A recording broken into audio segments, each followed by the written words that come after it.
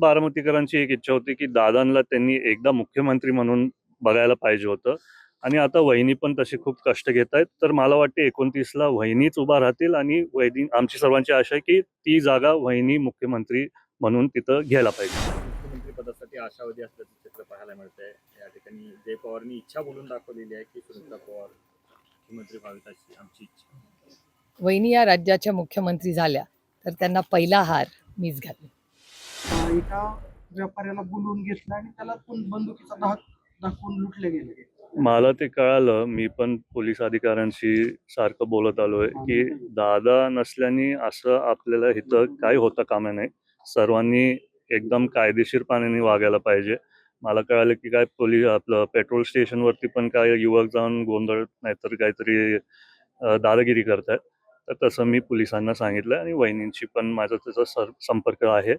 आणि कायदेशीर सगळीकडे जसं दादा असताना सगळं व्यवस्थित होतं तसंच आमचा प्रयत्न चालू आहे. राज्यसभेची एक जागा रिकामी झालेली आहे. त्या जागेसाठी अनेक नावांची चर्चा आहे. तर तुमचं बी नाव चर्चेत येतं. आता चर्चा तर होतीये, पण तसं माझी काही इच्छा नाही. मी तुम्हाला सांगितलं की मी सर्वांसाठी इथं कामासाठी असणार आहे. योगेंद्र पवारांनी असं वक्तव्य केलं की 2029ची निवडणूक येत आहे. येणाऱ्या 3 वर्षामध्ये ती निवडणूक असेल.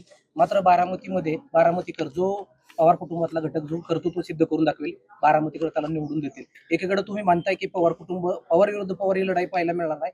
मात्र योगेंद्र पवारांचं हे वक्तव्य कुठेतरी 2029 त्यांच्या वक्तव्याबद्दल मी काय बोलणं मला योग्य वाटत नाही. पण काही दिवसांपूर्वी आमची चर्चा झाली आणि सगळ्याच म्हणजे माझ्या जवळच्या सहकाऱ्यांबरोबर. आणि सर्वच बारामतीकरांची एक इच्छा होती की दादांना त्यांनी एकदा मुख्यमंत्री म्हणून बघायला पाहिजे होतं. आणि आता वहिनी पण तसे खूप कष्ट घेत आहेत. तर मला वाटते 29ला वहिनीच उभा राहतील आणि वहिनी आमची सर्वांची आशा आहे की ती जागा वहिनी मुख्यमंत्री म्हणून तिथं घ्यायला पाहिजे. मुख्यमंत्री पदासाठी आशावादी असल्याचं चित्र पाहायला मिळतंय. या ठिकाणी जय पवारनी इच्छा बोलून दाखवलेली आहे की सुनीता पवार मुख्यमंत्री व्हावीत अशी आमची इच्छा. वहिनी या राज्याच्या मुख्यमंत्री झाल्या तर त्यांना पहिला हार मीच घालेन.